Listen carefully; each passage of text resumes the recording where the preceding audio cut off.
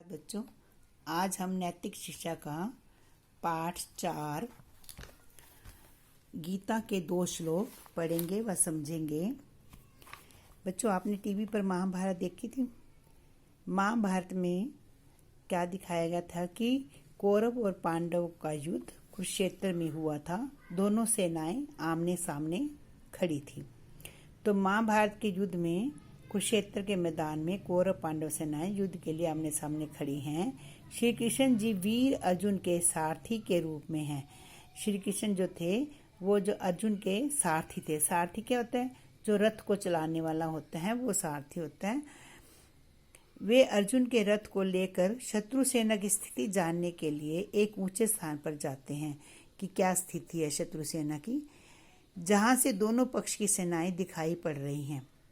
अर्जुन अपने सामने युद्ध के लिए विपक्ष में खड़े अपने सगे संबंधियों को देखकर मोह का यहाँ पे क्या अर्थ है कि अपनों से आसक्ति, यानी कि अपनों से प्यार जो है वो से घिर कर हताश और व्याकुल हो जाते हैं।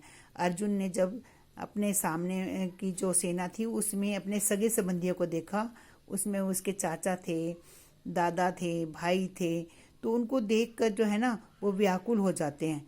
तो वो श्री कृष्ण से कहते हैं, हे केशव, मैं सब कुछ छोड़कर जंगल चला जाऊंगा, संन्यास ले लूंगा, सभी दुख झेल लूंगा, किंतु अपने सगे संबंधियों के खून से हाथ रंग कर राज सुख नहीं भोग सकता। तो कहते हैं कि मैं अपने सगे संबंधियों को मारकर मैं राज सुख नहीं भोग सकता, मैं ये युद्ध कदापि नहीं कर सकता। तो श्लोक 1 है, श्री कृष्ण जी अर्जुन को मोह में फंसा देखकर उसे कर्म का महत्व बताते हुए गीता का उपदेश देते हुए कहते हैं कि हे अर्जुन, कर्मण्ये व अधिकारस्ते मा फलेषु कदाचन। तुम्हारा जो अधिकार है वो कर्म करने में है, फल की इच्छा फल के लिए नहीं है, फल के लिए नहीं है। माँ कर्म फल हेतु माँ ते संगोस्तव कर्मणि। वो कहते हैं कि तुम्हारी जो प्रीति है वो कर्म में होनी चाहिए, फल के लिए नहीं होनी चाहिए तुम्हारी। उसका फल जो भी मिले, आपने कर्म ही करना है। तो हे अर्जुन, मानव का अधिकार केवल कर्म करने में है, फल प्राप्ति में कभी भी नहीं है। यानी कि मानव का कर्म जो है वो कर्तव्य जो है वो कर्म करना है। आप कर्मों के फल की वासना वाले मत हो, आपकी प्रीति केवल कर्म करने में हो। युद्ध के मैदान में एक क्षत्रिय का केवल यही धर्म व कर्म है कि वह शत्रु का अधिक से अधिक विनाश करे, इसलिए मोह त्याग कर युद्ध करो। एक जो क्षत्रिय का कर्तव्य क्या होता है कि अगर वो युद्ध में चला गया है तो वो शत्रु पक्ष का नाश करे, ना कि मोह में फंस जाए। श्लोक 2 में क्या बताया है कि श्री कृष्ण जी अर्जुन का मोह दूर करने के लिए उन्हें आत्मा के शाश्वत कहता है सदा रहने वाली, जो आत्मा है वो सदा रहने वाली है, और शरीर के नश्वर, निश्चित रूप से नाश होने वाला जो शरीर है वो हमारा नाशवान है, नश्वर है, वो खत्म हो जाता है, होने का बहुत ही सुंदर व शिक्षापद उदाहरण देते हुए कहते हैं, वह साहसी जी नानी यथा विहाय नवानी गुहति नरो प्राणी। वो कहते हैं कि जैसे वह साहसी होते हैं वस्त्र, जीवनानी मीन्स फटे पुराने, यथा मीन्स जैसे, विहाय मीन्स छोड़कर।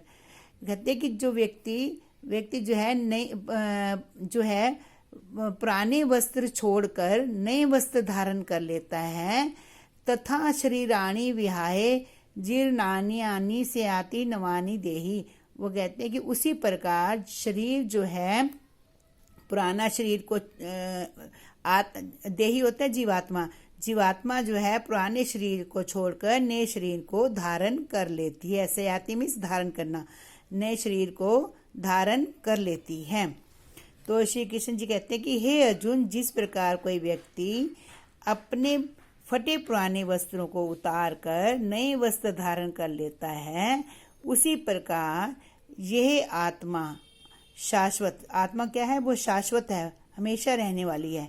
इस पुराने शरीर नश्वर को छोड़कर नया शरीर धारण कर लेती है। यानी कि जब मृत्यु हो जाती है तो वो पुराने शरीर को छोड़कर फिर दूसरे शरीर में चली जाती है। तो आत्मा का शरीर से मिलन जन्म और पृथक होना मृत्यु है। जब आत्मा जो है नए शरीर में आती है तो उसका मिलन है, और जब मृत्यु हो जाती है तो उसका अलग होना है। अतः आपका मोह करना उचित नहीं है। आप अपने क्षत्रिय धर्म का पालन करें। वो कह रहे हैं कि आप अपने क्षत्रिय धर्म का पालन करो, यानी कि युद्ध करो, अपने शत्रु का अधिक से अधिक विनाश करें। यही क्षत्रिय का युद्ध के मैदान में धर्म और कर्म है, यानी कि जो क्षत्रिय का धर्म है वो युद्ध में लड़ाई करना है, ना कि मोह में फंसना।